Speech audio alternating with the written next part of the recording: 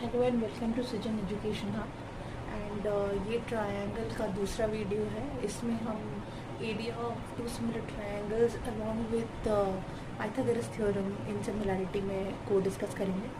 Let's begin. Area of two similar triangles में चलिए पहले देख लेते हैं कि करना क्या है, क्या रिलेशनशिप निकलता है एरिया और अगर दो सिमिलर ट्रायंगल्स का एरिया के बीच में रिलेशन क्या निकलता है।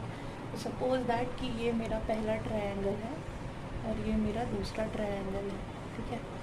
ये है A B C D E F और साफ शब्दों में दिया हुआ है triangle A B C is similar to triangle D E F. तो हमने पहले भी देखा था हम कैसे रेशियो निकाल सकते हैं साइड्स का। A B by D E, A B by D E, ये साइड करस्पॉन्डिंग साइड्स है, equal to B C by D E F, B C by E F, B C by E F equal to A C by D F, A C by D F, A C by D F, ठीक है। ये corresponding sides निकल गए हमारे ratio. Along with that इसके अलावा हम क्या बोल सकते हैं, हमारे angle A equal to angle D, angle B equal to angle E और angle C equal to angle F। Corresponding angles are also equal. ठीक है भाई, अब देखते हैं कि एरिया क्या होता है, मतलब कोई भी ट्राइंगल का एरिया कैसे निकालेंगे। तो सबसे पहले देखेंगे कि एल्टीट्यूड होना चाहिए भाई एरिया के लिए, क्योंकि एरिया क्या होता है, half into base into height, यानी कि आपका बेस होता है कोई भी लाइन सेगमेंट जिसके ऊपर एक एल्टीट्यूड ड्रॉ होता है कोई भी साइड। तो सपोज़ कि BC के ऊपर हमने एक एल्टीट्यूड बनाया। एल्टीट्यूड होता क्या है, अगर आपको याद होगा पहले के क्लासेस में आपने पढ़ा होगा, एल्टीट्यूड एक ऐसा लाइन सेगमेंट है जो कि एक वर्टेक्स से ऑपोजिट वाले साइड पे परपेंडिकुलरली ड्रॉ होता है, ठीक है। तो यहाँ पे ABC ट्राइंगल में BC पे एल्टीट्यूड है। सेम गोज विद सपोज यहाँ पे मैंने एक और एल्टीट्यूड इनका DQ ले लिया। अब हमने क्या क्या कंस्ट्रक्शन में ले लिया, कंस्ट्रक्शन हमने क्या किया, कंस्ट्रक्शन के अंदर तो ये जो पार्ट है ना, ये गिवन पार्ट है, गिवन, आप ऐसे लिख सकते हो। कंस्ट्रक्शन में आपने क्या किया, AP परपेंडिकुलर टू BC बनाया in triangle ABC and DQ perpendicular to EF बनाया इन ट्रायंगल DEF। बहुत ही बढ़िया। अब आगे बढ़ते हैं। तो अब हम एरिया के बारे में कैसे लिखेंगे अभी वो भी देखते हैं। तो ट्रायंगल ABC का एरिया हम लिख सकते हैं half into BC into AP लिख सकते हैं, ओके। एंड ट्रायंगल DEF का सिमिलरली हम क्या लिख सकते हैं, half into EF into DQ, right. और this is based on what formula use किया है, बेस इंटू हाइट का आधा, one and half by into base into height, ठीक है भाई। चलो यहाँ तक बढ़िया। अभी कहानी कहाँ से शुरू होती है एक बार ही देखते हैं, ठीक। मानो कि इन दोनों का भी मेरे को रेशियो निकालना है, एरिया का भी मेरे को रेशियो चाहिए दोनों सिमिलर ट्राइंगल का। क्या हो सकता है ये देखते हैं। ट्राइंगल ABC इसका एरिया और ये रहा मेरा ट्राइंगल DEF का एरिया। क्या लिख सकते हैं, ये पूरा उठा के लिख सकते हैं ऊपर में, हाँ भैया लिखो, BC into AP half EF into DQ, ठीक। अब तो हाफ हाफ कैंसिल हो गया, हटा डालो, ठीक। बचा क्या, तो साफ शब्दों में देखो तो BC इंटू EF AP इन DQ, ठीक। ये बोलता है इन दोनों का के बराबर होना चाहिए, ठीक। अभी एक बारी ठीक से देखोगे तो ये क्या है, यहाँ पर कहाँ लिखा है हमने, ये देखो, ये करस्पॉन्डिंग साइड्स का रेशियो है, ठीक। और ये क्या है, ये एल्टीट्यूड का रेशियो है, करस्पॉन्डिंग एल्टीट्यूड्स का रेशियो है, और ये मल्टीप्लिकेशन का साइन है। चलो भाई ठीक है, ये एक तरीके का फॉर्मेट हमको मिल गया।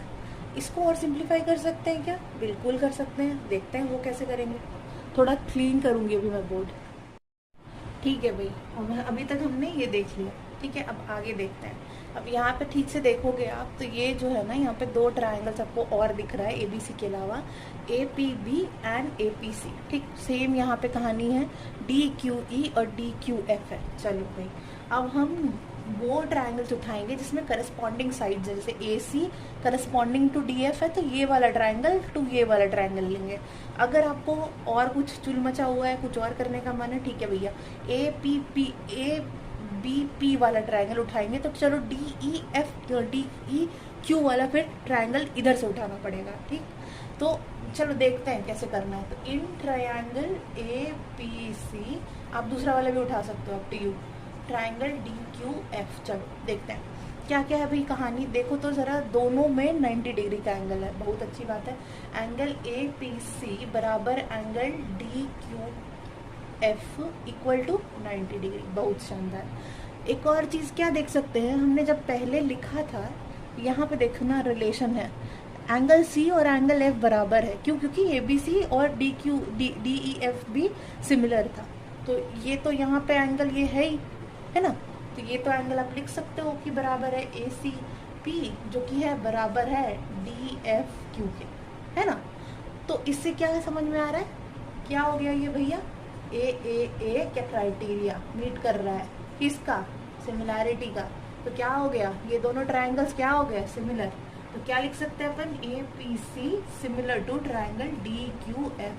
बहुत शानदार, यहाँ तक हम लोग पहुँच गए। यहाँ पहुँचने के बाद अब हम क्या करेंगे, अब देखेंगे रिलेशन। ठीक है, लिखो AP by DQ, PC by QF, AC by DF।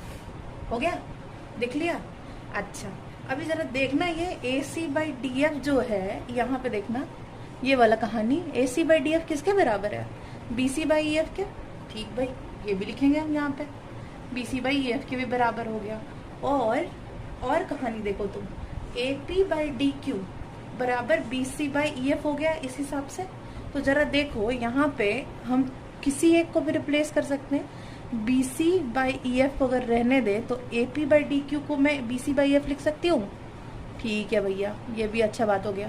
तो क्या हो गया, तो BC का स्क्वायर हो गया और EF का भी स्क्वायर हो गया। आप उल्टा भी कर सकते हो, राइट, AP बाई DQ वाला इक्वेशन भी लिख सकते हो। अभी देखो मैं थोड़ा साफ करके आपको फाइनल कंक्लूजन लिख के बताती हूँ। तो इतनी राम कहानी सुनने के बाद क्या कंक्लूजन मिला हमको, देखते हैं। Area of triangle ABC, area of triangle DEF किसके किसके बराबर हो गया भैया, BC square by EF square, ये तो हमने प्रूव किया। इसके अलावा ये बराबर होता है AP square by DQ square. इसका क्या मतलब हुआ, इसका मतलब हुआ कि करस्पॉन्डिंग साइड्स के का रेशियो जो निकाला उसके स्क्वायर के बराबर है। ठीक है, so ratio of corresponding sides का स्क्वायर बेसिकली। और इसका क्या मतलब हो गया, इसका मतलब हुआ एल्टीट्यूड, एल्टीट्यूड्स करस्पॉन्डिंग, एल्टीट्यूड्स जो बोले करस्पॉन्डिंग एल्टीट्यूड्स का स्क्वायर। अब इसमें करस्पॉन्डिंग फिर से आ गया, इसका क्या मतलब हुआ, इसका मतलब हुआ जो करस्पॉन्डिंग साइड है उसके ऊपर जो एल्टीट्यूड ड्रॉ हो रहा है ना, उसी के रेशियो का स्क्वायर करना है। अब मान लो कि इसका एक और एल्टीट्यूड तो ये होगा, 3 एल्टीट्यूड होते हैं ट्रायंगल में, मानो कि ये है, इसका नाम ES है, तो तुम क्या AP बाई ES निकालोगे, नहीं ना। क्यों, क्योंकि BC EF का करस्पॉन्डिंग साइड है, DF का नहीं, DF का करस्पॉन्डिंग साइड AC है।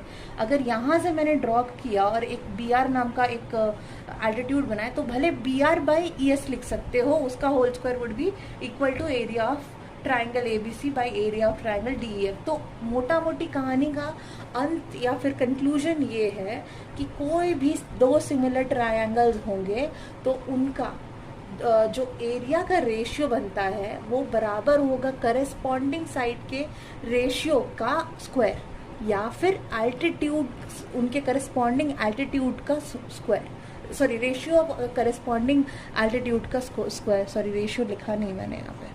ठीक है, तो यहाँ तक आई होप समझ में आ गया हो area of two similar triangles, और इसका काफ़ी काम आता है भाई, बहुत सारा प्रूफ में हेल्प होता है, तो थोड़ा ध्यान रखना है।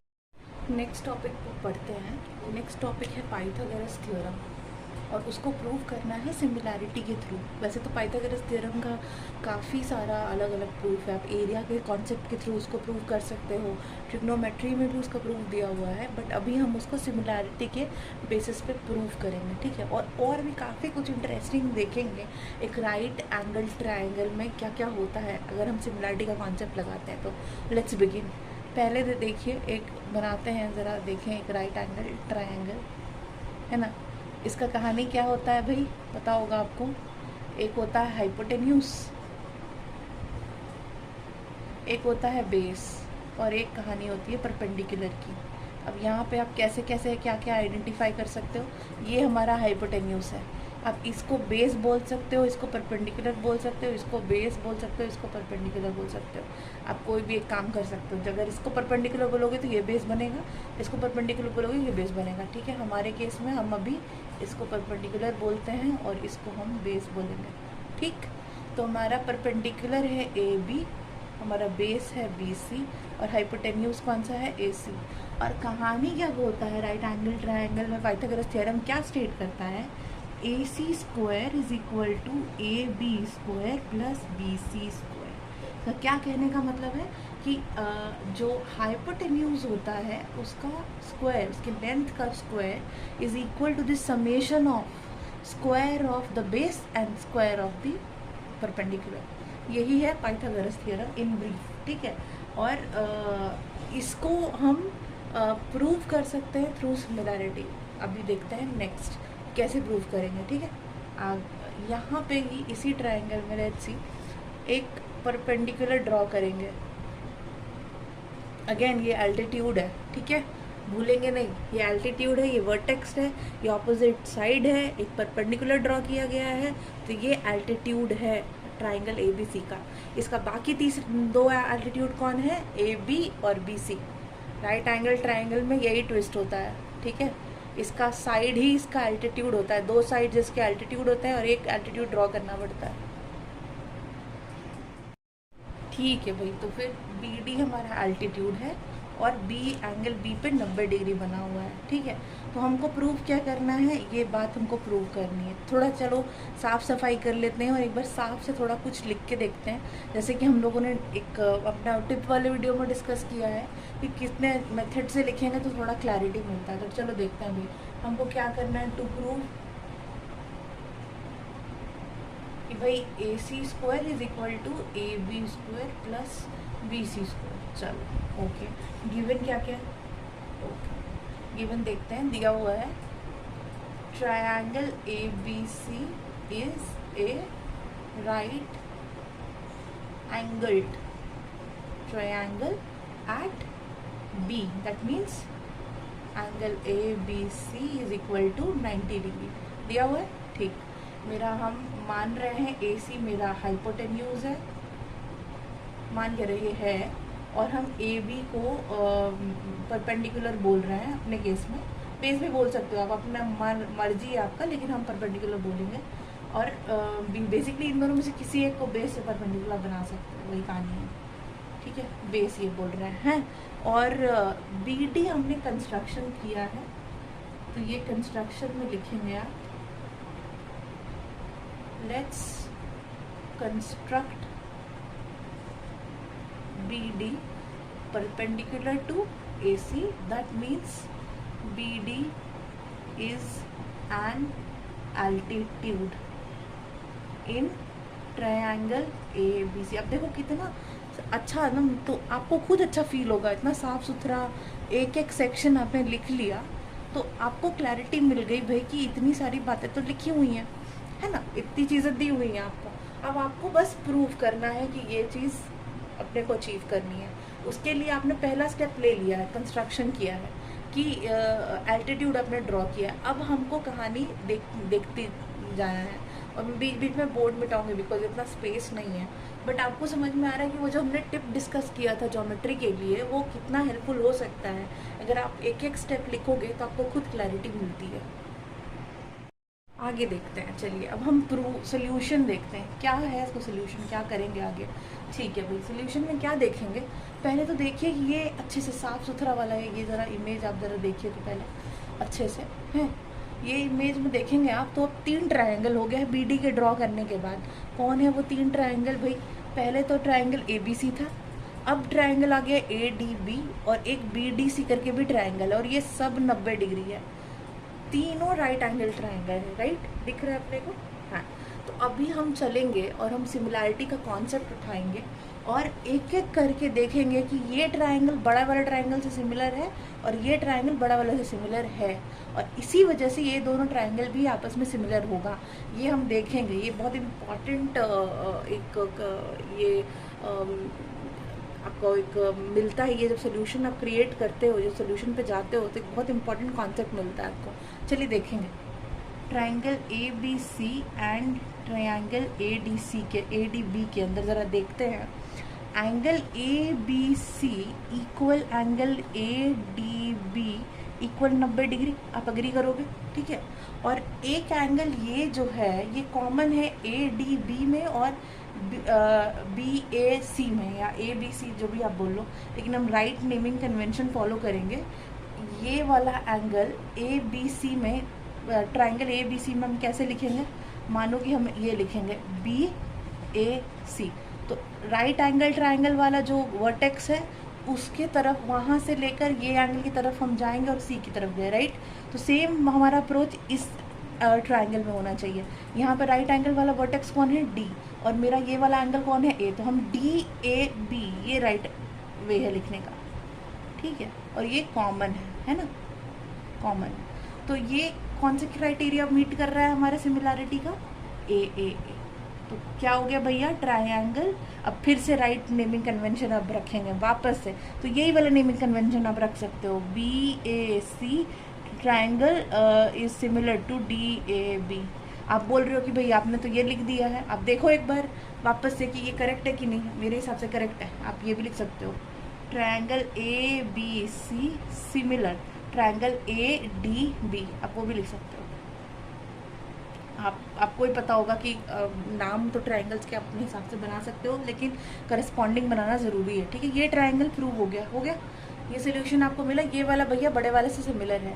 अब ये वाले को बी डी सी को हम प्रूव करेंगे कि ये सिमिलर होना चाहिए किसके, ये होना चाहिए सिमिलर भाई सी बी। चलो भाई आगे देखते हैं। तो अभी तक हमने क्या देखा, triangle A B C similar है, ए बी सी सिमिलर है ए डी बी की। चलो बहुत अच्छा बात है। यहाँ अगर ये सिमिलर है तो इससे क्या क्या निकलेगा ये भी देख लो। हाँ, करस्पॉन्डिंग साइड्स कैसे निकलेंगे, A B by A D बराबर B C by D B बराबर A C by A B, ठीक है ना भाई। हाँ चलो यहाँ से आगे बढ़ेंगे। अब हम लोग यहाँ तक देख चुके, आगे देखेंगे। अब देखेंगे in triangle A B C and triangle, देखो ए बी सी है तो कौन सा ट्रायंगल हम पकड़ेंगे। अब हम पकड़ेंगे बी बी डी सी। मेरे हिसाब से यही कन्वेंशन है, एक बार वापस से देख लेंगे, ठीक है। क्या होगा भाई, एंगल ए बी सी जो है वो बराबर है कौन से एंगल से, ए बी सी किसके बराबर है, बी डी सी के, ठीक है। क्या है भाई, 90 डिग्री है, ठीक है। कॉमन एंगल कौन सा है भाई, इसमें कॉमन एंगल सी है ना। ए सी बी में भी है और ये बी सी डी में भी है ना। तो इसमें इसको भी लिखेंगे। अब इसको फिर से वही लिखने का तरीका राइट होना चाहिए आपका। मानो कि मैंने क्या किया, ए सी और बी किया, मतलब मैंने जो 90 डिग्री वाला वर्टेक्स है उसको लास्ट में रखा और जो अनकॉमन वर्टेक्स है उसको पहले काउंट किया, तो ए सी बी है, ठीक है। सेम हम इसमें करेंगे। जो मेरा अनकॉमन वर्टेक्स है वो कौन सा है, बी इस केस में, और बी सी और डी की तरफ जाएंगे, बी सी डी भाई। चलो भाई ये तो कॉमन है, लिख लिया है ना। तो अब क्या हो गया, ट्रायंगल आप कैसे भी लिख सकते हो, ये वाला कन्वेंशन फॉलो कर लो। आई थिंक ये हमने अभी तुरंत देखा। तो triangle A C B triangle B C D के बराबर है भाई, सॉरी सिमिलर है।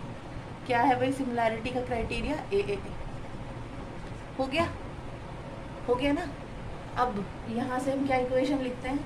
A C by B C equal to C B by C D equal to A B by B D. बहुत शानदार, ठीक है।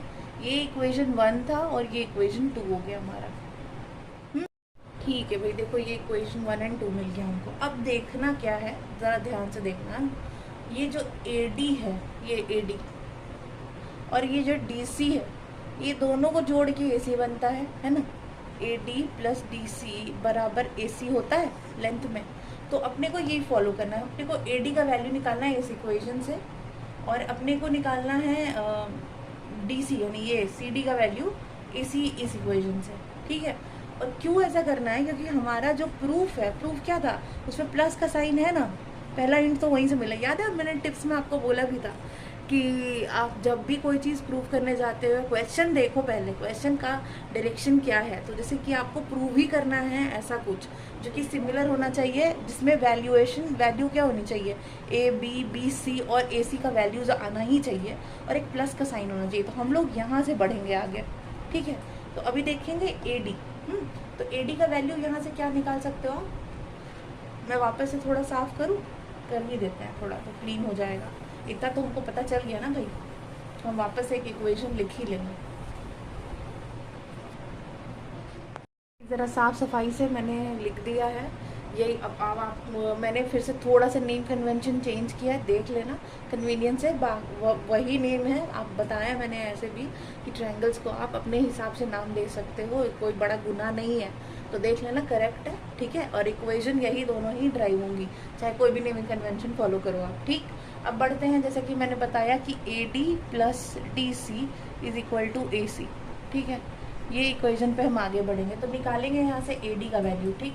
तो ए डी का वैल्यू हम यहाँ, अभी कभी कभी लोग पूछेंगे कि ये क्यों नहीं यूज़ कर रहे हैं। मेरे को सी डी का वैल्यू नहीं चाहिए, मेरे को वैल्यूएशन चाहिए ए बी बी सी और ए सी में। तो मैं ये इस रेशियो को इससे यूज़ करूँगी, इन दोनों को इक्वेट करके देखूँगी।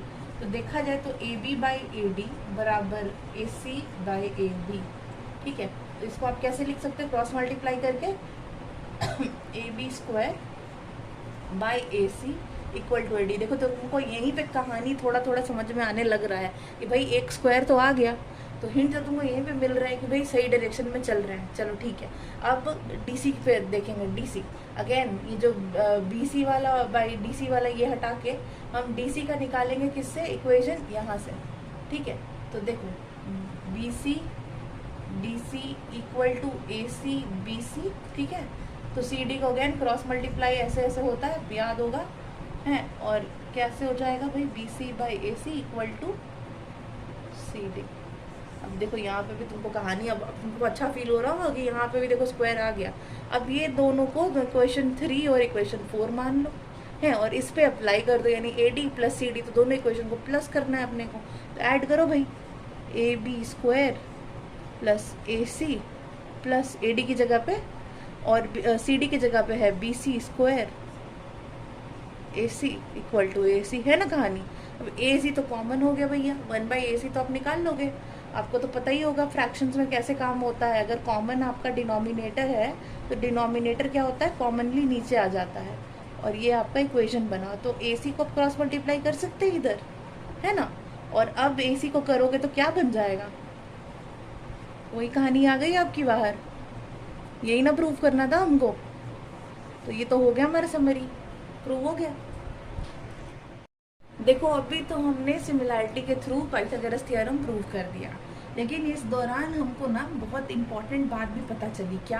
कि जब एक तीसरा एल्टीट्यूड जो होता है, जो बेस और परपेंडिकुलर के अलग, एक राइट एंगल ट्रायंगल में बेस और परपेंडिकुलर छोड़ के जो तीसरा एल्टीट्यूड होता है, जो हमारे केस में ये हमारा बी डी था ना, ये राइट एंगल ट्रायंगल को वो 3 सिमिलर ट्रायंगल्स में बांटता है। ये एक इम्पॉर्टेंट कॉन्सेप्ट जो आगे बहुत धड़ल्ले से यूज़ होता है, बहुत जल्दी जल्दी काम आपको सोल्यूशन देने में हेल्प करेगा। और इसके बेसिस पे ना आपको ये भी याद रखना चाहिए कि इसका रेशियोज जो होते हैं सिमिलर हैं तो करस्पॉन्डिंग साइड्स के रेशियो कैसे कैसे बराबर होते हैं। और याद रखना है नेमिंग कन्वेंशन बहुत इंपॉर्टेंट है, यहीं पे आप गलती कर सकते हो अगर आपने उल्टा पुल्टा नेमिंग कन्वेंशन किया। तो खैर हमने अभी पाइथागोरस थ्योरम भी प्रूव कर दिया सिमिलैरिटी के थ्रू, ठीक है। और यहाँ पे एंड होता है एनसीईआरटी में आपका यही 5 टॉपिक हमने कवर कर लिया। पार्ट 1 में हमने कवर किया था 3 टॉपिक और यहाँ पे हमने 2 टॉपिक्स कवर किए हैं। बचा खुचा जो है वो है थ्योरम्स, जो कि हम अब नेक्स्ट वीडियो में कवर करेंगे, जिसमें हम एक एक करके सारे जो दिए हुए थ्योरम्स हैं उनको प्रूव करेंगे उसी स्टाइल में जिसमें हमने अभी बात करी, टू प्रूव, फिर उसका given and then solution, construction, जैसे भी है स्टेप वाइज सारा करके देखेंगे, ठीक है। सो अगर आपको ये पसंद आया हो वीडियो तो प्लीज़ लाइक करिएगा and let me know your comments. Thank you very much.